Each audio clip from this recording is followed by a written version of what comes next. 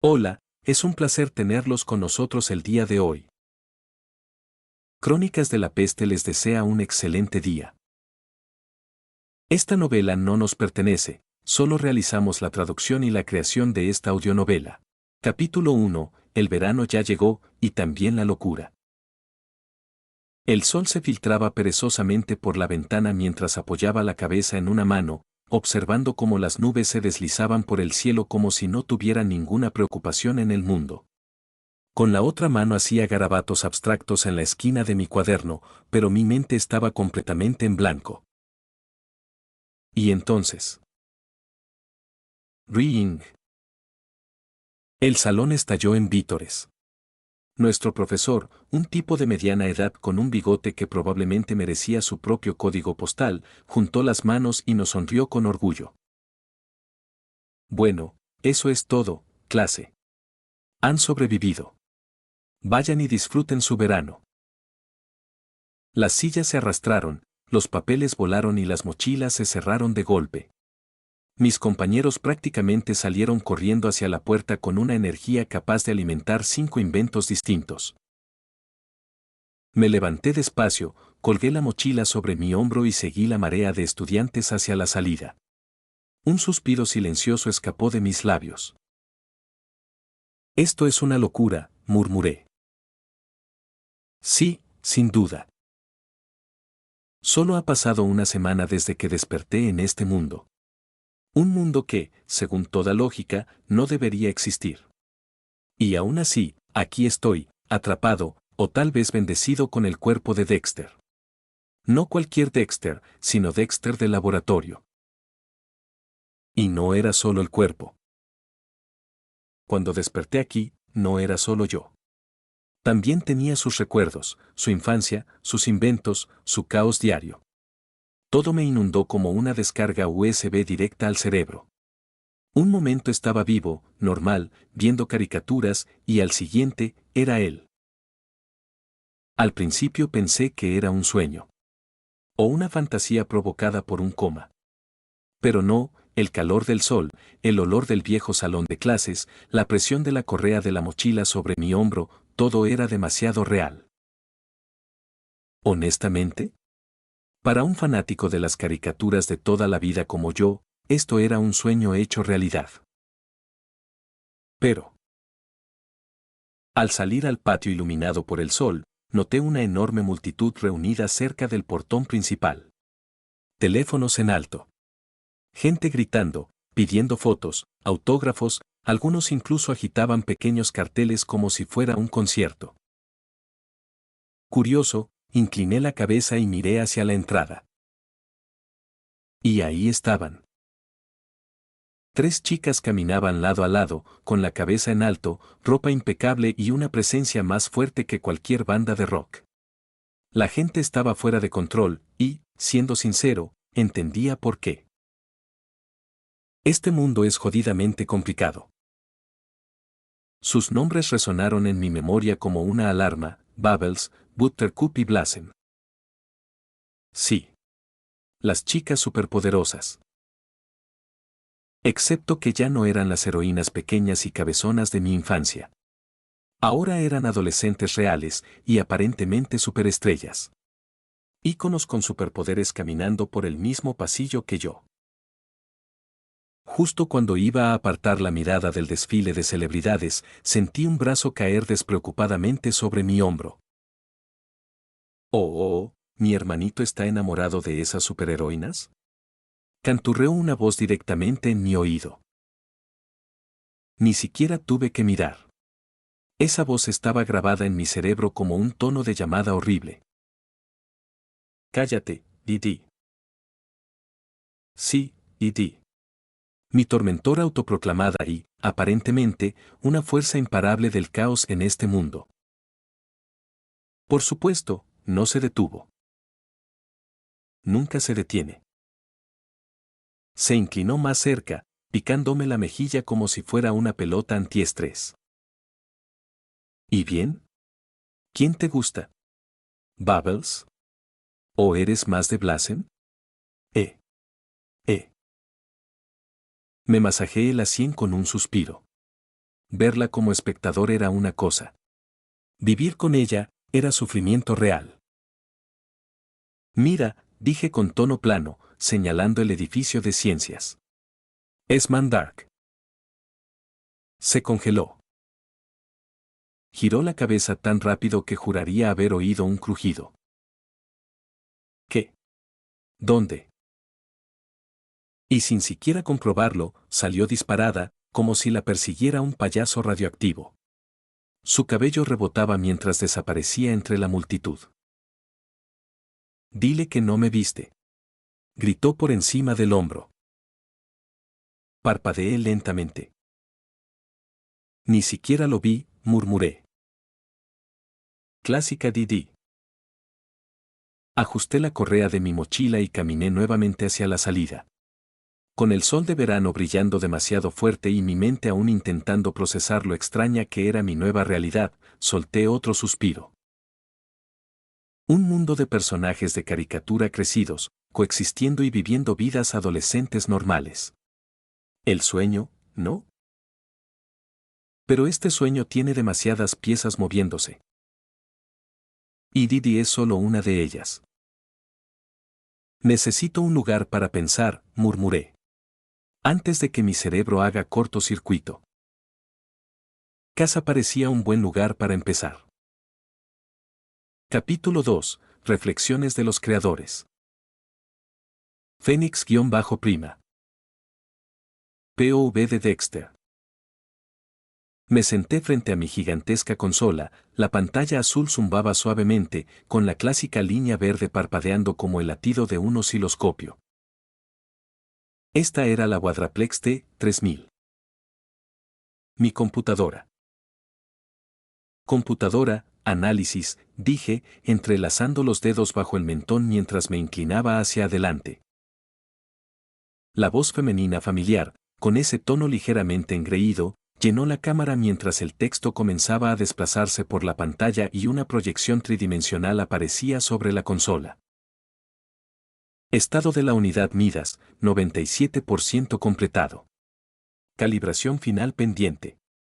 Preparación total para despliegue estimada para mañana por la tarde. Ahí estaba. Mi obra maestra. Midas. Un robot apto para combate, diseñado para el World Robot Boxing, sí, pero mucho más que un simple bruto mecánico. Con capacidad de enlace en sombra, servomotores de alto torque, aprendizaje de IA adaptativa y capas sobre capas de blindaje, era el primer paso. No solo hacia el poder, sino hacia el reconocimiento. Mientras estudiaba los esquemas, un tono de alerta sonó y la computadora volvió a hablar. Dexter, el boletín de noticias que solicitaste monitorear ha sido activado, ¿deseas verlo ahora? Capítulo 3. Scale. Después de ver las noticias y procesar sus implicaciones, regresé a la consola principal y activé la base de datos en la que había estado trabajando durante toda la semana. El monitor brilló al encenderse, revelando línea tras línea de nombres, archivos, informes de incidentes, lecturas de energía y niveles de amenaza. La llamé Scale, Systematic Cataloging and Assessment for Level Evaluation. Sistema de catalogación y evaluación sistemática de niveles. En este mundo había demasiadas variables impredecibles, alienígenas, mutantes, héroes y villanos. Necesitaba un marco para cuantificar el peligro, para entender cuán poderosos eran realmente los individuos y criaturas que caminaban por la Tierra. Así que construí un sistema de clasificación. Simple. Escalable. Clase F, civiles normales. Sin poderes. Oficinistas, estudiantes, agricultores, repartidores. Personas que apenas sabían lanzar un puñetazo. Clase E, humanos entrenados. Artistas marciales, tiradores, supervivientes. Sin poderes, pero capaces de defenderse mejor que la mayoría en combate. Clase D, los mejorados. Personas con habilidades menores, telequinesis limitada, mayor resistencia, O alguien como ese alienígena capaz de estirar sus extremidades pero incapaz de levantar un coche. Más peligrosos que un civil promedio, pero no una amenaza urbana. Clase C, un salto serio. Vuelo, piroquinesis, supervelocidad. Individuos capaces de destruir edificios, detener tanques o sobrepasar a las fuerzas policiales locales. Normalmente sujetos a listas de vigilancia y contención. Clase B, amenazas a nivel regional. Villanos o héroes capaces de afectar distritos completos, neutralizar pequeños ejércitos o resistir tecnología militar avanzada. Para detenerlos se requerían múltiples agentes o escuadrones completos. Clase A, raros, poderosos y aterradores. Manipuladores de energía, caminantes dimensionales, monstruos creados por mutágenos o seres alienígenas de alto nivel. Podían arrasar ciudades si no se les controlaba. La mayoría de los supers de alto rango y guerreros alienígenas entraban en esta categoría. Clase San, la cúspide. Amenazas de nivel divino, deformadores de la realidad o destructores de mundos. Alguien como Alien X, capaz de borrar la existencia con un pensamiento, suponiendo que no estuviera demasiado ocupado discutiendo consigo mismo. Fuerzas que no podían ser detenidas, solo desviadas, contenidas o retrasadas. El tipo de entidades que obligaban a los gobiernos a redactar protocolos de evacuación global. Cada individuo era clasificado no solo por su poder bruto, sino también por su impacto, víctimas causadas, ciudades salvadas, invasiones alienígenas repelidas, enfrentamientos militares sobrevividos. Scale aún estaba en desarrollo. Apenas unos cientos de nombres por ahora, pero crecería. Tenía que hacerlo. Porque si había algo que entendía de este mundo, era que las verdaderas amenazas no esperaban a que estuvieras listo. Y si iba a sobrevivir, si iba a competir. Entonces la siguiente fase de mi plan tenía que comenzar. Este mundo puede parecer un mosaico de colores brillantes y personajes exagerados, pero debajo hay caos, potencial y más peligro del que cualquier humano normal podría manejar. Por eso necesito más. Los gadgets no serán suficientes, no para siempre. Claro, los genios ricos siempre tienen sus juguetes.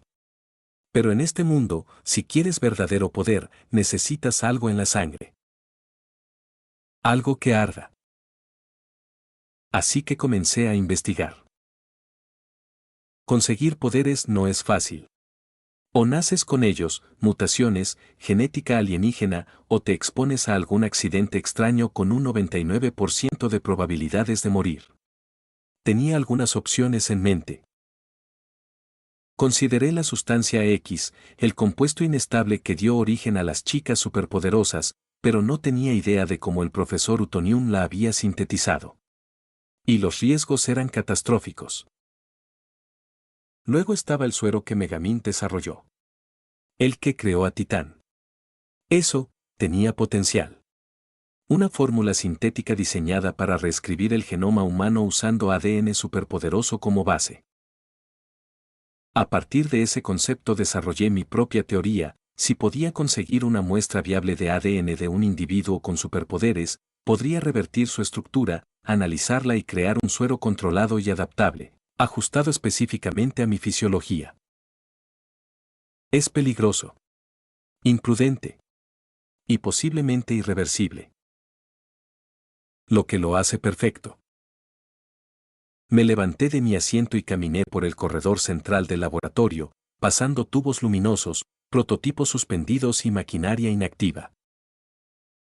Me dirigí a una sección distinta de la instalación, una cámara grande y reforzada diseñada para simular un entorno de jungla densa. Enredaderas artificiales, pulverizadores de niebla, humidificadores y filtros de luz diurna hacían que se sintiera viva. Las puertas se abrieron con un siseo, liberando una oleada de aire cálido y húmedo. Dentro, la luz solar sintética se filtraba entre hojas gigantes y el canto de aves resonaba desde altavoces ocultos.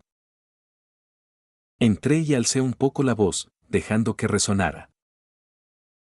Monkey. Un crujido respondió desde lo alto de los árboles. Hubo movimiento. Un destello entre el follaje. Ramas doblándose y sombras deslizándose. Y entonces. Bueno. Digamos que este mundo me ha dado algunos aliados inesperados. Y Monkey podría ser el más importante hasta ahora.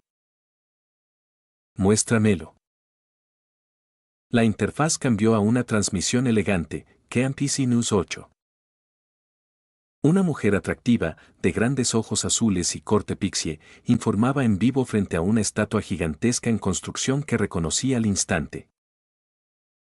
La construcción del nuevo memorial de Matt Roman está casi terminada, sonrió. Y mañana, la ciudad planea inaugurarlo en honor a sus décadas de servicio. La señal parpadeó y cambió. Ahora era otro canal.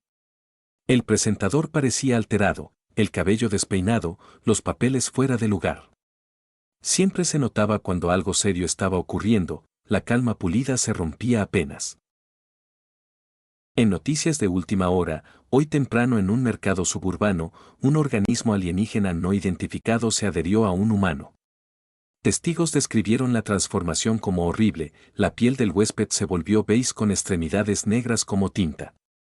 Funcionarios militares confirmaron que la criatura fue neutralizada gracias a la intervención de las chicas superpoderosas y actualmente se encuentra contenida en el Área 51. Una imagen borrosa de la criatura apareció en pantalla. DN Aliens, Suspiré y me rasqué la cabeza. Parece que la trama por fin se está moviendo, murmuré. Me recosté en la silla, mirando el techo del laboratorio por un momento. Una de las primeras cosas que hice al llegar a este mundo, después del pánico inicial y la incredulidad, fue estudiar. Y no me refiero solo a la ciencia. Esa parte me sale casi por instinto. No, hablo de estudiar el mundo mismo, su historia, sus eventos, sus reglas. Porque, por todo mi genio y mis conocimientos en cálculo cuántico y arquitectura atómica, seguía siendo dolorosamente ingenuo. Quiero decir, el Dexter original creía que las chicas tenían pene hasta los 8 años. Ni siquiera sabía quién era Gregor Mendel hasta que Didi, de todas las personas, lo mencionó como si fuera conocimiento común. Las máquinas arcade lo confundían, y la naturaleza era un concepto vago que observaba ocasionalmente a través de vidrio reforzado. ¿Y socialmente?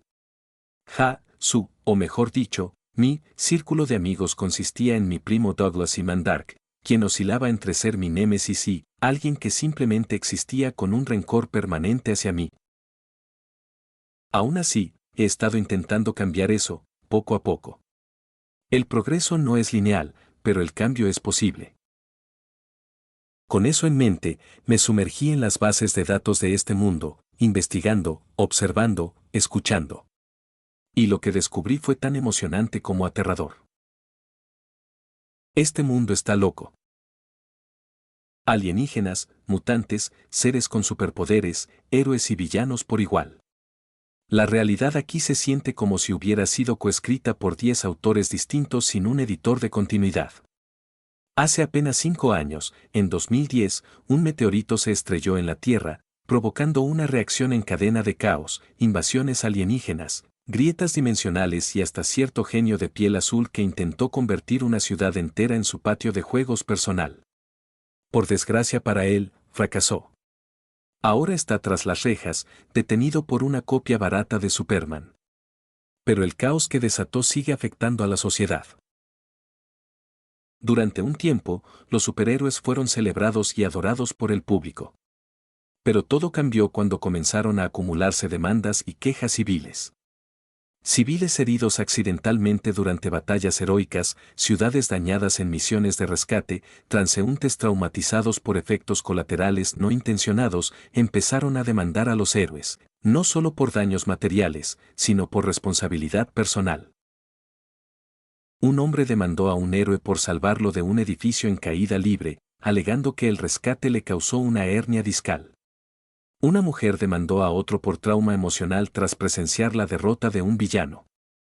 Las aseguradoras se negaron a cubrir daños causados por actos de supers. La opinión pública se dividió, algunos aún los veían como protectores, otros, como desastres ambulantes. A medida que las demandas crecían y el costo financiero se volvía insoportable tanto para héroes como para gobiernos, el gobierno federal intervino. En silencio y sin fanfarria mediática, aprobaron la Ley de Reubicación de Superhéroes, una normativa que ilegalizó oficialmente la actividad superheroica y responsabilizó legalmente a los héroes por cualquier uso no autorizado de sus poderes. Para gestionarlo, se creó el Programa de Reubicación de Superhéroes, una operación encubierta destinada a hacer que los supers desaparecieran en la vida civil. Se les otorgaban nuevas identidades, trabajos y hogares, y se les prohibía estrictamente usar sus poderes en público. Cualquier violación implicaba arresto o expulsión del programa. Este retiro forzado no se limitó a Estados Unidos. Con el tiempo, la presión global hizo que se extendiera a otros países. Muchos supers desaparecieron del foco público. Otros se rebelaron y se volvieron renegados. Ahora, con el aumento de anomalías interdimensionales, invasiones alienígenas y caos tecnológico, corren rumores de que el programa podría ser disuelto o reactivado para algo mucho más grande. Pero, por supuesto, hubo excepciones. A pesar de que la ley de reubicación estaba plenamente vigente, algunos héroes siguieron activos, ya fuera porque eran demasiado poderosos para ser silenciados o demasiado simbólicos para ser borrados. Metro Man, el amado protector de Metro City, era uno de ellos. Su influencia y su imagen pública impecable lo hacían intocable. Su sola presencia traía esperanza y estabilidad, así que el gobierno optó por mirar hacia otro lado. Luego estaban las chicas superpoderosas, nacidas de un accidente químico y técnicamente aún niñas. Sus acciones en Townsville no podían regularse del mismo modo que las de héroes adultos. A pesar de su capacidad destructiva, estaban demasiado integradas en la defensa de su ciudad como para ser apartadas. El gobierno les permitió continuar, bajo estricta supervisión y ocasional cooperación militar. En Nueva York, la situación era aún más complicada. Con tantas amenazas alienígenas, brechas dimensionales y guerras de Hydra, agencias como SHIELD negociaron en secreto con ciertos individuos mejorados para operar fuera de los registros oficiales. Grupos como los Vengadores operaban en una zona gris inestable, a veces apoyados por el gobierno, otras vigilados como amenazas potenciales. En esencia, el mundo estaba lejos de ser pacífico. Los héroes podían haber desaparecido de los titulares, pero las amenazas no. Lo que cambió fue la visibilidad. Las capas se ocultaron, los poderes se disfrazaron y las guerras se libraron en las sombras. El sistema no había hecho el mundo más seguro, solo había enterrado su caos bajo burocracia y secretos. Capítulo 4. Monkey. El follaje se sacudió violentamente. Una figura descendió desde lo alto con una velocidad imposible para algo de su tamaño, aterrizando frente a mí con un golpe seco que hizo vibrar el suelo artificial. El aire se llenó de polvo y hojas mientras dos ojos rojos brillaban desde la sombra. Monkey se incorporó lentamente. Su cuerpo era el de un gorila enorme, musculoso hasta el punto de parecer tallado en piedra, cubierto por un pelaje oscuro que contrastaba con los implantes metálicos visibles en sus brazos, espalda y cráneo. Placas reforzadas recorrían su columna como una armadura integrada, y pequeños indicadores luminosos parpadeaban en tonos verdes y azules a lo largo de su cuerpo. Pero lo más inquietante no era su tamaño. Era su mirada. Inteligente. Analítica. Consciente.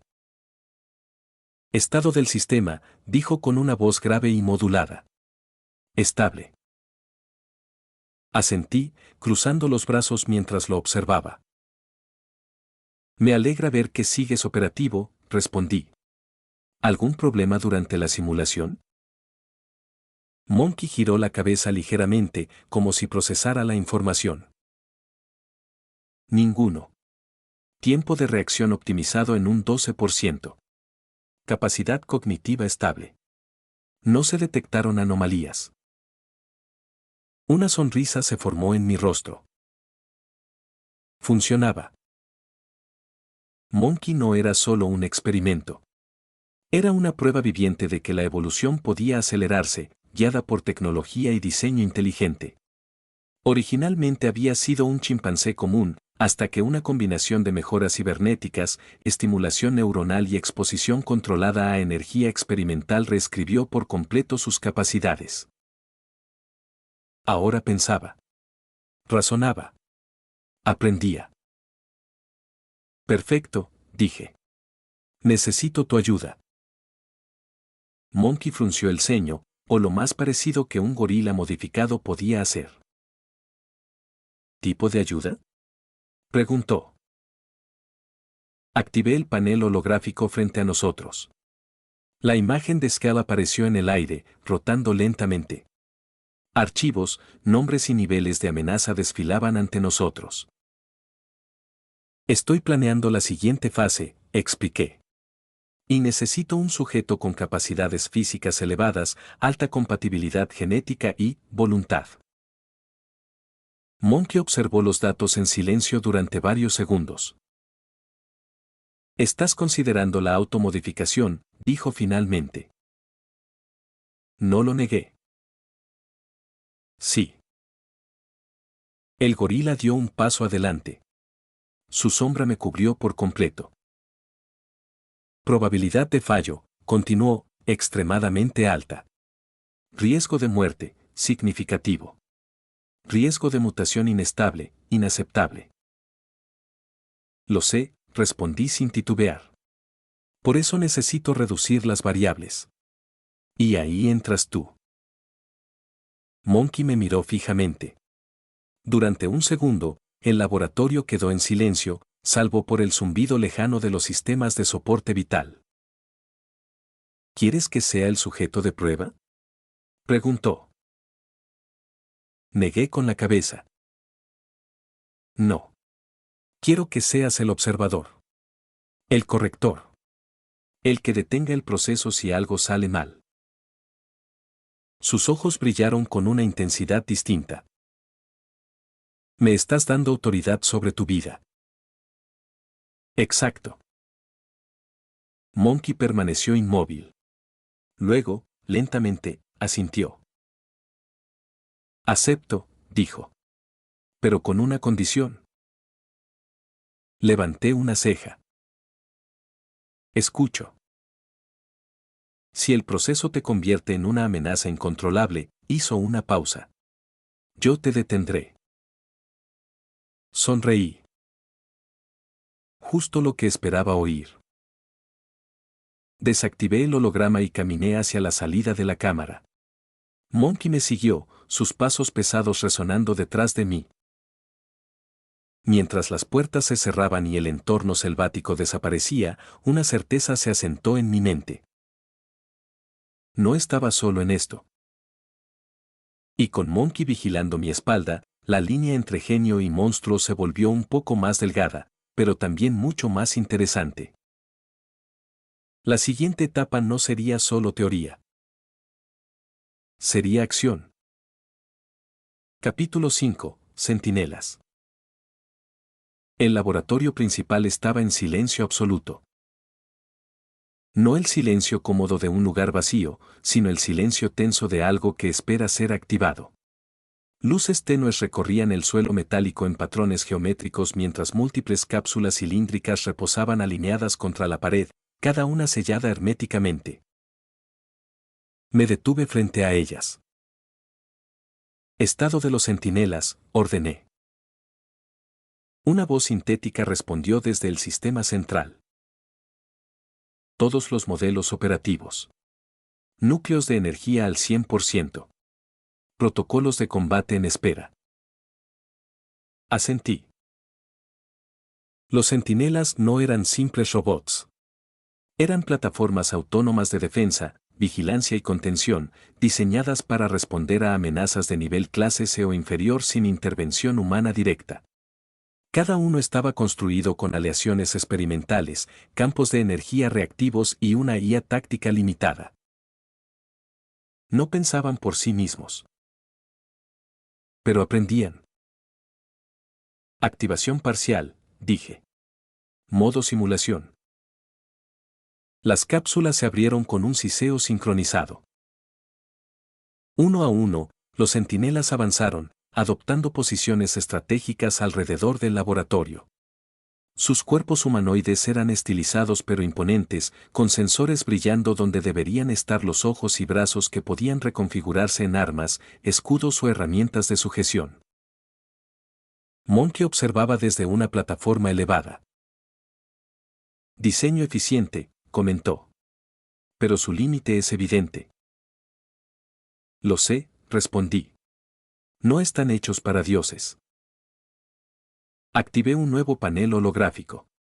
Una proyección de una ciudad apareció en el aire, seguida por múltiples escenarios de crisis, invasiones alienígenas, monstruos gigantes, villanos con habilidades energéticas. Los centinelas no ganan guerras, continué. Compran tiempo. Simulé un ataque de amenaza clase B. En segundos, los centinelas reaccionaron, formaciones dinámicas, fuego coordinado, barreras energéticas desplegadas con precisión quirúrgica. El enemigo virtual fue contenido, no destruido. Resultado, pidió Monkey. Daños colaterales mínimos. Éxito táctico parcial, respondí. Exactamente lo esperado. Desactivé la simulación y el holograma se disipó. Los centinelas regresaron a sus cápsulas, inmóviles una vez más. Son una red de seguridad, dije en voz baja. Mientras yo esté ocupado o incapacitado. Monkey bajó de la plataforma y se colocó a mi lado. Estás construyendo redundancias, observó.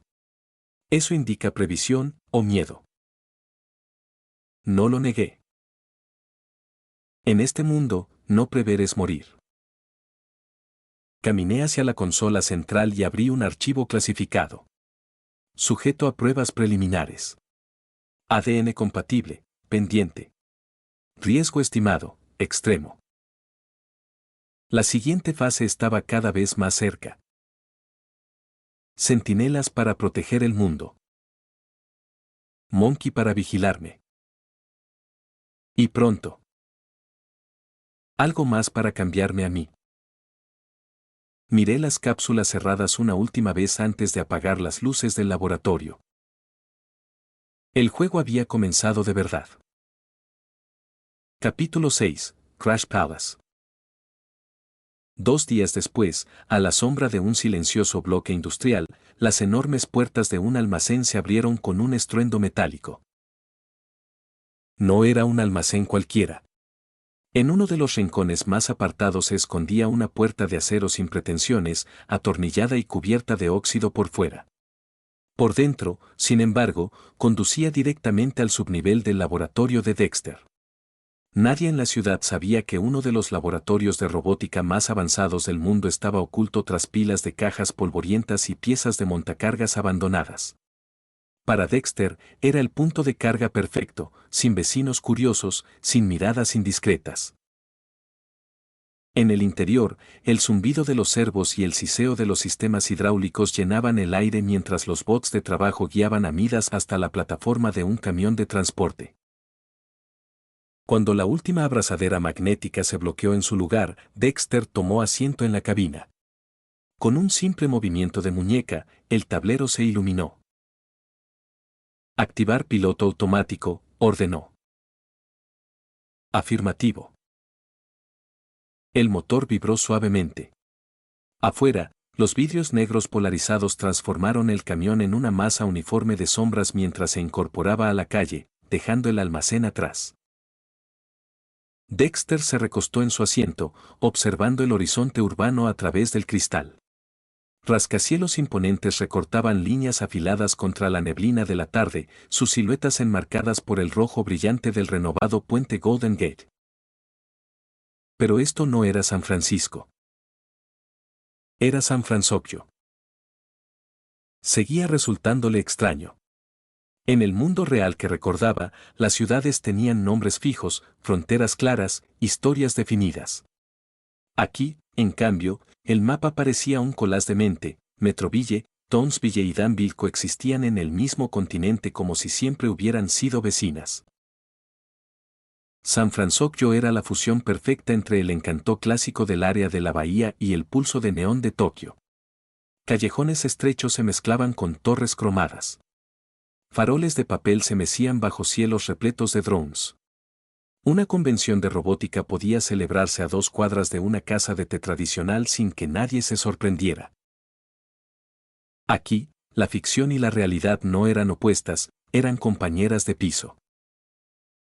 Dexter levantó la muñeca y tocó la pantalla central del camión. Una interfaz holográfica cobró vida sobre la consola. Computadora, muéstrame la lista de los combates clandestinos de esta noche. Con mucho gusto. La pantalla se llenó de nombres, horarios de pelea y especificaciones de bots. El mundo del World Robot Boxing no era un solo deporte limpio, era un ecosistema complejo y brutal. Primero estaban los combates oficiales WRB, luces brillantes, arenas reguladas, transmisiones globales, reglas estrictas y patrocinadores con bolsillos profundos. Luego, los circuitos subterráneos semi-legales, sin reglas, sin árbitros, sin protocolos de seguridad. Peleas en almacenes abandonados, hangares vacíos o astilleros oxidados. Las apuestas volaban tan rápido como los golpes. Las modificaciones ilegales no solo estaban permitidas, eran esperadas. Después venían las peleas callejeras y de chatarrería, duelos improvisados en lotes de desechos o callejones. Medio campo de pruebas, medio demolición. Los perdedores rara vez recuperaban sus bots intactos. Y en las sombras de todo eso, estaban los combates de desafío, donde los pequeños retaban a los grandes, apostando orgullo, reputación y cantidades obscenas de dinero. El WRB también clasificaba a los luchadores por rangos. Tirsan leyendas, campeones mundiales, bots invictos, altamente mejorados. Tira contendientes elite, patrocinados, consistentes, letales. Tier B, profesionales sólidos, buenos bots, pero no campeones constantes. Tier C, profesionales bajos, suelen perder contra rangos superiores. Tier D, liga amateur, recién empezando, buscando reconocimiento. Tier E, reyes de la chatarra, bots clandestinos, sucios, ilegales. Los ojos de Dexter recorrieron la lista hasta detenerse en un nombre. BioWare. El rey invicto del circuito Crash Palace. Tier B rápido, brutal, diseñado para destruir. Exactamente el tipo de rival que llevaría a Midas al límite y le daría los datos de combate que necesitaba. Una leve sonrisa se dibujó en el reflejo del vidrio. Esto va a ser divertido, murmuró. Una hora después. El camión avanzó hacia un edificio colosal y mal iluminado al final de los muelles. Letras de neón verde parpadeaban sobre la entrada. Crash Palace. El rugido apagado de la multitud se filtraba hasta la cabina, mitad emoción, mitad sed de sangre. Un guardia corpulento salió al encuentro y levantó la mano. Dexter bajó el vidrio. El hombre se quedó mirándolo. El conductor no podía tener más de 14 años. Tras un segundo de duda, se encogió de hombros. Había visto cosas más raras allí. Identificación. Dexter le entregó una credencial laminada. Robot Handler, Dexter. Dextrotech Industries. El guardia la escaneó y asintió. Adelante. El camión se internó en el vientre del Crash Palace, una catedral industrial de acero y sombras. Carteles gigantes mostraban bots en pleno impacto con el lema Robot Fights to the Death. Pasarelas superiores rebosaban de apostadores y mecánicos turbios. El aire olía a ozono, aceite y comida frita. Dexter estacionó junto a una pared lateral y apagó el motor. Abrió el remolque. Midas descendió del camión, su armadura dorada brillando bajo las luces del hangar. «Hora de tu debut, grandote», dijo Dexter con una sonrisa. La multitud aún no los había notado. ¿Pero lo harían? Capítulo 7. Dentro del ring. En el momento en que Dexter y Midas entraron a los pasillos internos del Crash Palace, el aire los golpeó de inmediato, caliente, metálico y cargado de energía. El enorme hangar se extendía en todas direcciones, con sus flancos repletos de talleres y bahías de reparación.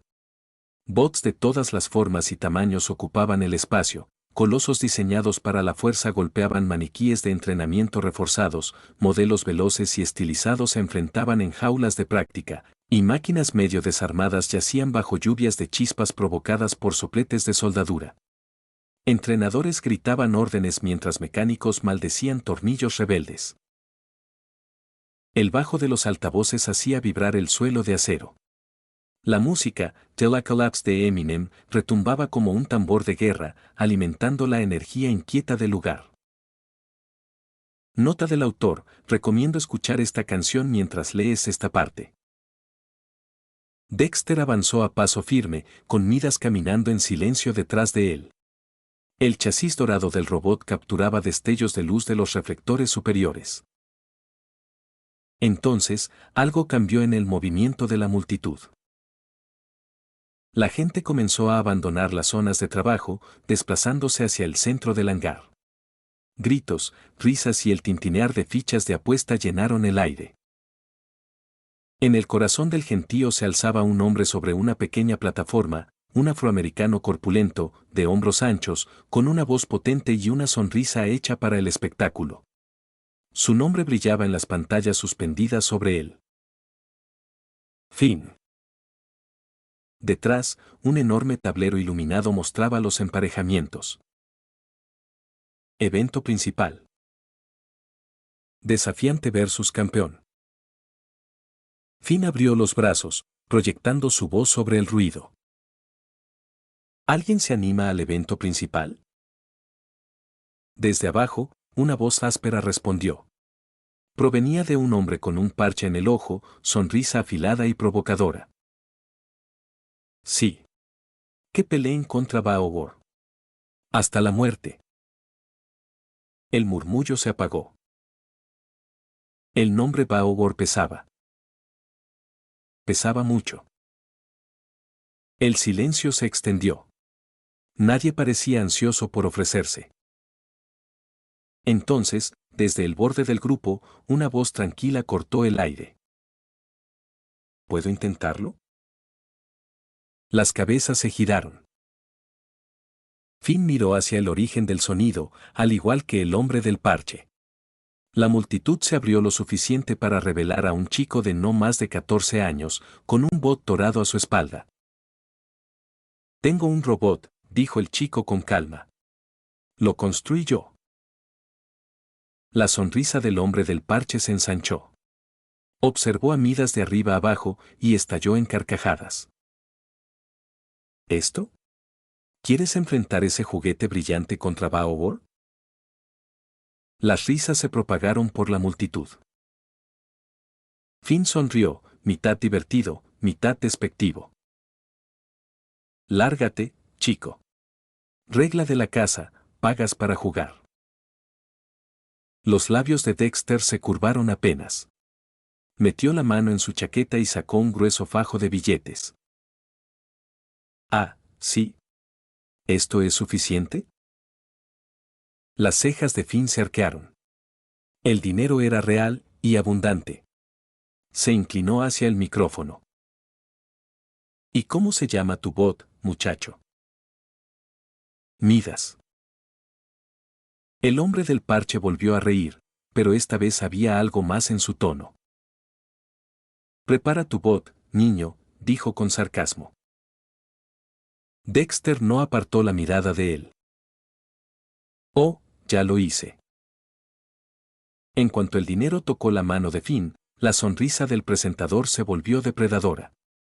Guardó los billetes y se giró hacia el tablero luminoso. Damas y caballeros, la voz de Finn resonó profunda y dominante. Tenemos a un alma valiente para el evento principal de esta noche. La multitud murmuró, evaluando al chico y a su reluciente bot. Algunos se burlaban, otros ya apostaban fuerte por Baobor. Finn hizo un gesto para que llevaran al desafiante. Dexter guió a Midas hacia la compuerta de preparación, pasando entre dos enormes reflectores antes de desaparecer en el área previa al combate. Finn descendió de la plataforma y avanzó hacia el ring. Las escaleras metálicas crujieron bajo sus botas. Subió, tomó el centro y dejó que la atención se concentrara en él. Las luces blancas lo recortaban con dureza. Levantó el micrófono. Ahora, hablemos del monstruo que espera a nuestro pequeño desafiante. Las luces se atenuaron. Las pantallas cambiaron a un logo rojo sangre, acompañado de efectos metálicos. Algunos lo conocen como el rey reinante del Crash Palace. La voz de Finn se volvió grave.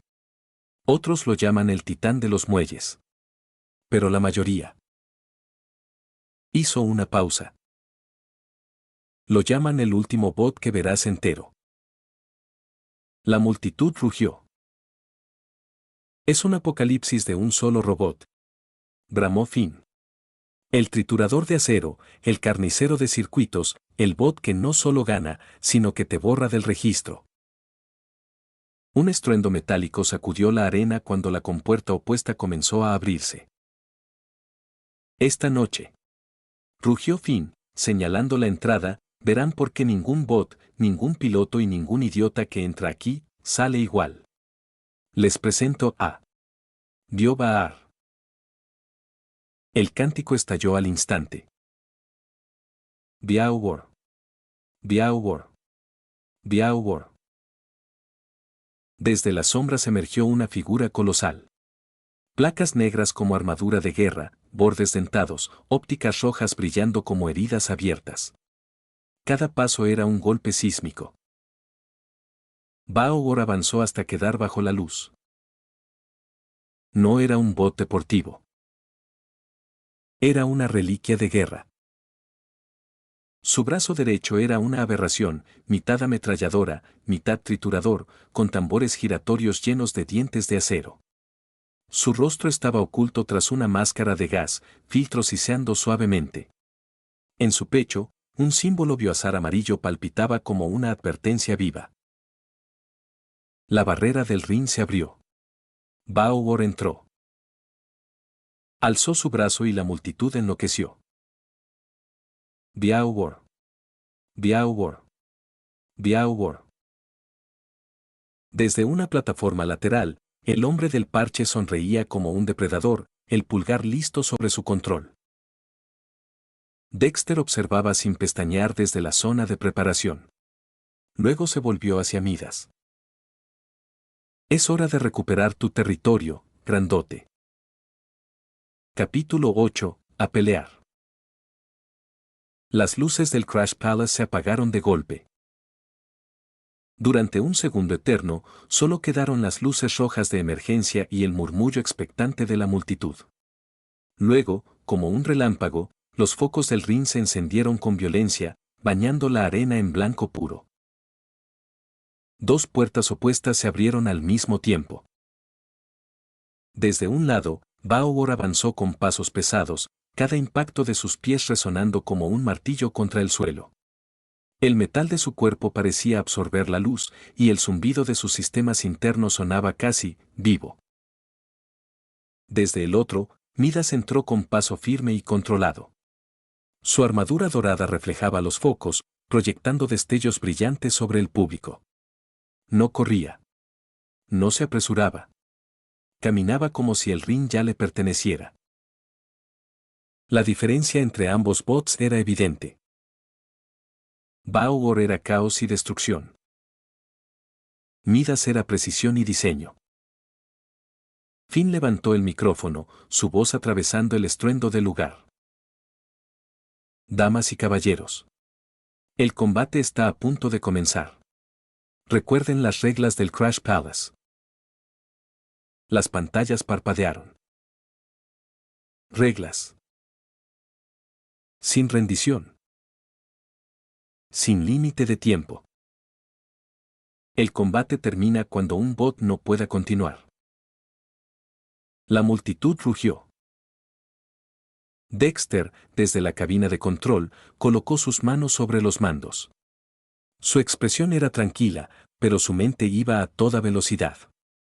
Sensores activos. Telemetría estable. Núcleo de energía al 97%. Modo combate, susurró. Los ojos de Midas brillaron con un leve tono ámbar. BioWare no esperó. Con un rugido mecánico, se lanzó hacia adelante, el brazo triturador girando a máxima velocidad. El suelo tembló bajo su carga. Ahí va. Gritó Finn, BioWare toma la iniciativa. Dexter apretó un gatillo. Desplazamiento lateral. Ahora. Midas se movió en el último segundo. El ataque de BioWare impactó contra el suelo del ring, arrancando una lluvia de chispas y dejando una profunda marca en el acero. El público gritó, sorprendido. BioWare giró sobre sí mismo con brutal rapidez para su tamaño y lanzó un segundo golpe, esta vez horizontal, buscando partir a Midas en dos. Bloqueo, ordenó Dexter. Los antebrazos de Midas se reconfiguraron, desplegando placas reforzadas. El impacto fue ensordecedor. Midas retrocedió varios metros, pero no cayó. Los sensores mostraron daño superficial. Nada grave, murmuró Dexter. Bien. BioWare avanzó de nuevo, presionando sin descanso. Golpes pesados, ataques directos, pura fuerza diseñada para aplastar. Midas retrocedía, esquivaba, bloqueaba. No contraatacaba. La multitud comenzó a burlarse. Solo está huyendo. Ese bot dorado no dura 5 minutos. Desde su plataforma, el hombre del parche frunció el ceño. ¿Por qué no ataca? Masculló. Dexter sonrió apenas. Porque está aprendiendo. En la interfaz, los datos fluían rápidamente. Patrones de movimiento. Ritmo de ataque. Ángulos muertos. Retrasos en la rotación del brazo triturador. BioWare cometía errores. Y Midas los estaba registrando todos. De pronto, BioWare levantó ambos brazos y los dejó caer con fuerza brutal. El impacto sacudió todo el ring. Midas perdió el equilibrio y cayó sobre una rodilla. La arena explotó en vítores. Ahí está. Rugió Finn, BioWare lo tiene. El coloso negro avanzó, levantando el brazo triturador para el golpe final. Dexter no se movió. Ahora, dijo con calma. Midas clavó una mano en el suelo y giró con velocidad inesperada. Su pierna se extendió en un barrido preciso, golpeando la articulación trasera de BioWare. El gigante perdió estabilidad por primera vez. ¿Qué? Murmuró el piloto de BioWare. Midas se incorporó por completo. Sus sistemas habían terminado de analizar. La fase 1 había acabado. La multitud, confundida, guardó silencio por un instante. Y entonces, Midas avanzó. Capítulo 8. A pelear. Las luces del Crash Palace se apagaron de golpe. Durante un segundo eterno, solo quedaron las luces rojas de emergencia y el murmullo expectante de la multitud. Luego, como un relámpago, los focos del ring se encendieron con violencia, bañando la arena en blanco puro. Dos puertas opuestas se abrieron al mismo tiempo. Desde un lado, BioWare avanzó con pasos pesados, cada impacto de sus pies resonando como un martillo contra el suelo. El metal de su cuerpo parecía absorber la luz, y el zumbido de sus sistemas internos sonaba casi vivo. Desde el otro, Midas entró con paso firme y controlado. Su armadura dorada reflejaba los focos, proyectando destellos brillantes sobre el público. No corría. No se apresuraba. Caminaba como si el ring ya le perteneciera. La diferencia entre ambos bots era evidente. Balor era caos y destrucción. Midas era precisión y diseño. Finn levantó el micrófono, su voz atravesando el estruendo del lugar. Damas y caballeros. El combate está a punto de comenzar. Recuerden las reglas del Crash Palace. Las pantallas parpadearon. Reglas. Sin rendición. Sin límite de tiempo. El combate termina cuando un bot no pueda continuar. La multitud rugió. Dexter, desde la cabina de control, colocó sus manos sobre los mandos. Su expresión era tranquila, pero su mente iba a toda velocidad. Sensores activos. Telemetría estable. Núcleo de energía al 97%. Modo combate, susurró. Los ojos de Midas brillaron con un leve tono ámbar. Biowar no esperó. Con un rugido mecánico, se lanzó hacia adelante, el brazo triturador girando a máxima velocidad. El suelo tembló bajo su carga. Ahí va. Gritó Finn, Balor toma la iniciativa. Dexter apretó un gatillo. Desplazamiento lateral. Ahora. Midas se movió en el último segundo. El ataque de Balor impactó contra el suelo del ring, arrancando una lluvia de chispas y dejando una profunda marca en el acero. El público gritó, sorprendido. Balor giró sobre sí mismo con brutal rapidez para su tamaño y lanzó un segundo golpe, esta vez horizontal, buscando partir a Midas en dos. Bloqueo, ordenó Dexter. Los antebrazos de Midas se reconfiguraron, desplegando placas reforzadas. El impacto fue ensordecedor. Midas retrocedió varios metros, pero no cayó. Los sensores mostraron daño superficial.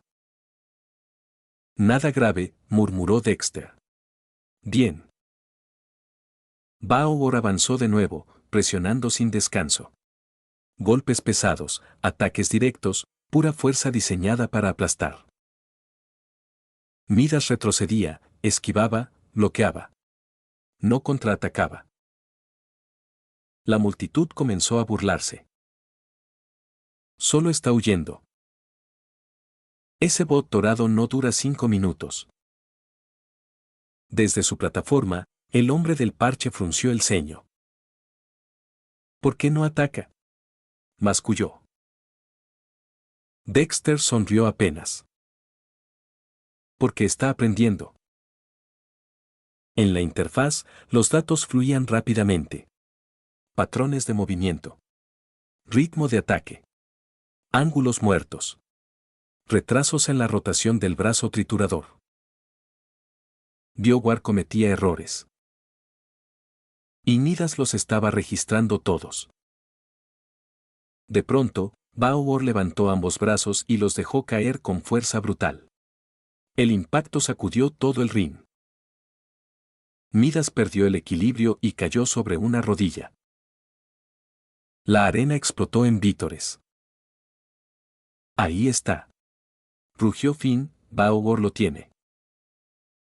El coloso negro avanzó, levantando el brazo triturador para el golpe final. Dexter no se movió. Ahora, dijo con calma.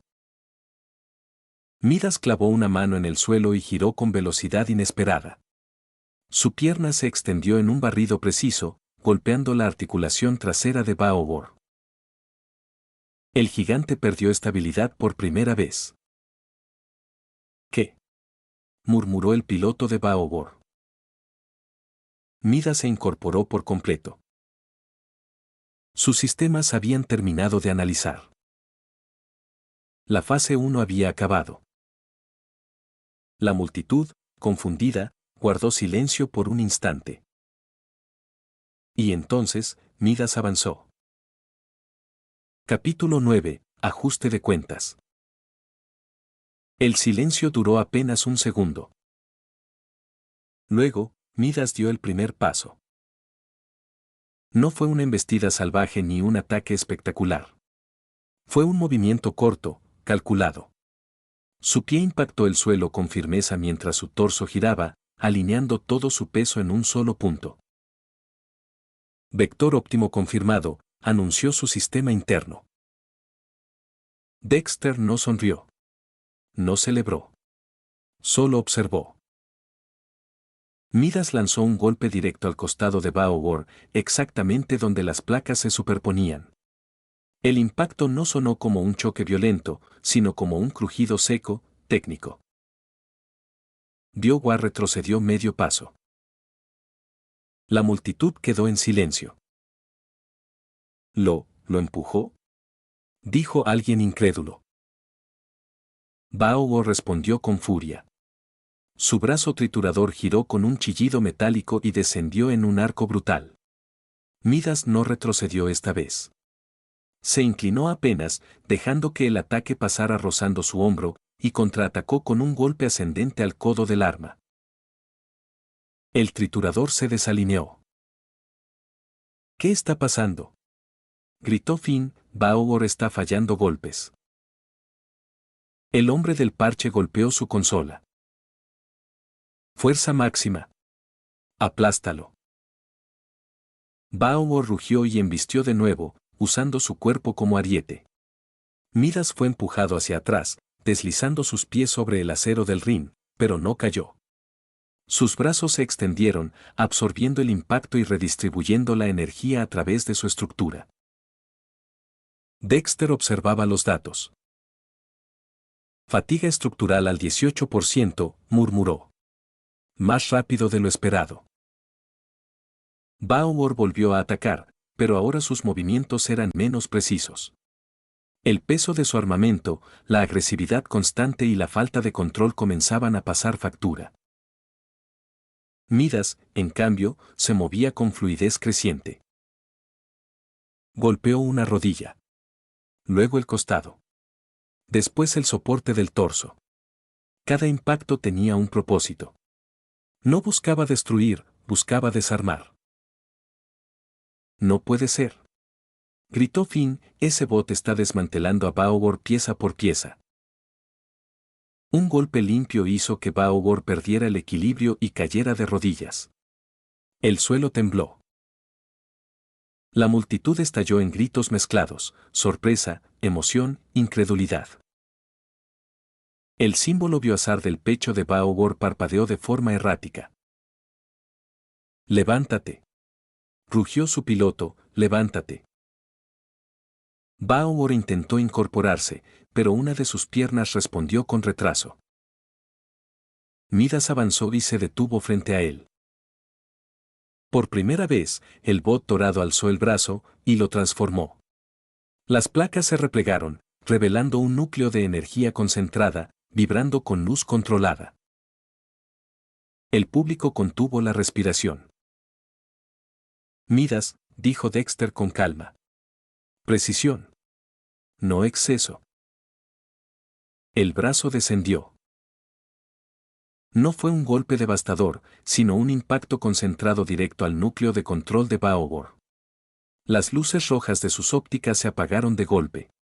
El triturador se detuvo con un chirrido final. Baogor cayó hacia adelante, completamente inmóvil.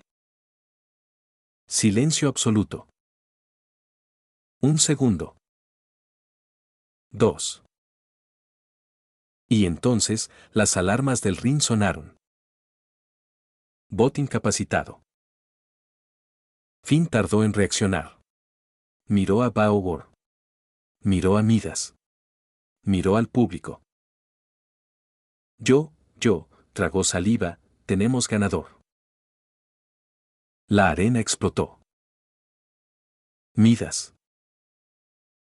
El bot dorado. ¿Quién es ese niño? Dexter cerró la interfaz y exhaló lentamente. Buen trabajo, susurró. Midas permaneció de pie, inmóvil, bajo las luces del ring. No alzó los brazos. No celebró. Solo esperaba. Desde la plataforma, el hombre del parche miraba en silencio, con la sonrisa borrada del rostro. El Crash Palace había cambiado esa noche. Y todos lo sabían. Capítulo 10. El precio de la victoria. El rugido del Crash Palace no se apagó de inmediato. Aplausos, gritos y discusiones se mezclaban en una sola masa caótica. Algunos celebraban como si hubieran presenciado un milagro, otros maldecían, arrancando boletos de apuesta y lanzándolos al suelo. El nombre de Midas ya no era una burla. Era un problema. Finn caminó lentamente hacia el centro del ring, todavía incrédulo. Miró el cuerpo inmóvil de Balor y luego al bot dorado que seguía de pie, intacto, bajo los focos. Combate finalizado, dijo al micrófono, aclarando la voz. El ganador es Midas. La confirmación oficial encendió otra oleada de ruido. Dexter descendió de la cabina y entró al ring por la compuerta lateral. A cada paso sentía miradas clavarse en su espalda, curiosas, codiciosas, peligrosas. Se detuvo junto a Midas y apoyó una mano en su pierna metálica. Regreso al modo pasivo, ordenó. Los ojos de Midas se apagaron suavemente. Finn se acercó, ahora con una sonrisa forzada, distinta a la de antes. Bueno, chico, dijo. No todos los días vemos algo así.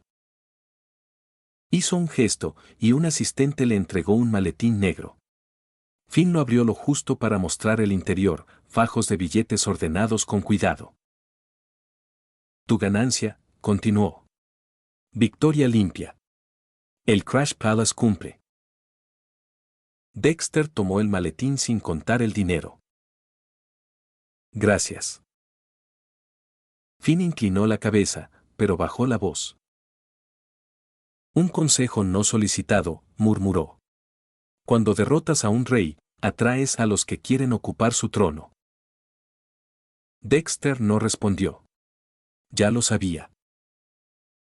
Mientras se alejaba del ring con Midas, los murmullos crecían a su alrededor. ¿Viste cómo peleaba? Ese bot no es normal. ¿Quién es ese chico? Desde una pasarela superior, el hombre del parche observaba en silencio. Su ojo bueno seguía cada movimiento de Dexter. Apretó los dientes. Encuentra todo lo que puedas sobre ese bot, ordenó a alguien fuera de vista. Materiales, diseño, origen. Todo. BioWare era solo el comienzo. En la zona de carga, los bots de trabajo aseguraron a Midas en el camión. Dexter subió a la cabina y cerró la puerta. Por primera vez desde que llegó, permitió que su expresión cambiara.